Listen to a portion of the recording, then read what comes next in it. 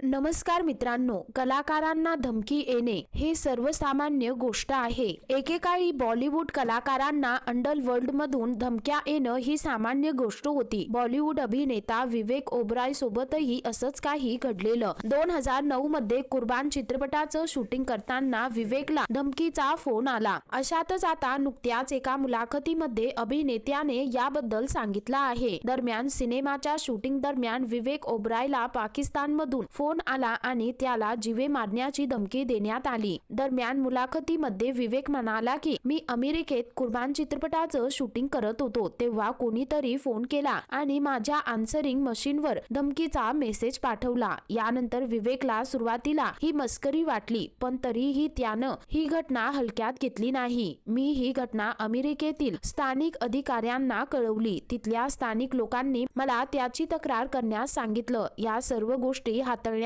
मला अमेरिकेत वकील नियुक्त करावा लागला, असं विवेकनं सांगितलं। एवढंच नाही तर तो पुढे म्हणाला की पोलिसांना बोलावण्यात आलं आणि चौकशी सुरू झाली। मी पोलिसांना सांगितलं मला माहित नाही की ते कोण आहेत। ते म्हणत होते की ते मला मारतील, ते सर्व काही उडवून देतील। त्यानंतर त्यांनी पाकिस्तानचा नंबर ट्रेस केला। जेव्हा त्यांनी मला सांगितलं की ते खरे आहे तेव्हा मला भीती वाटली। मग मला माझ्या सुरक्षेची काळजी वाटली। सुरुवातीला मला वाटलं की कोणीतरी दारू पिऊन मस्करी करत आहे, पण नंतर मला माझ्या कुटुंबासाठी आणि माझ्या सुरक्षतेसाठी बॉडीगार्ड नेमावा लागला। मी मुंबईत परतल्यावर पुन्हा धमक्या आल्या, त्यानंतर मला पोलीस संरक्षण घ्यावं लागलं, असं अभिनेता विवेक म्हणाला। दरम्यान विवेकच्या कामाबद्दल सांगायचं झालं तर अभिनेता नुकत्याच प्रदर्शित झालेल्या मस्ती 4 चित्रपटात दिसत आहे। तर मित्रांनो, या संदर्भात तुमची काय प्रतिक्रिया आहे खाली कमेंट करून नक्की कळवा।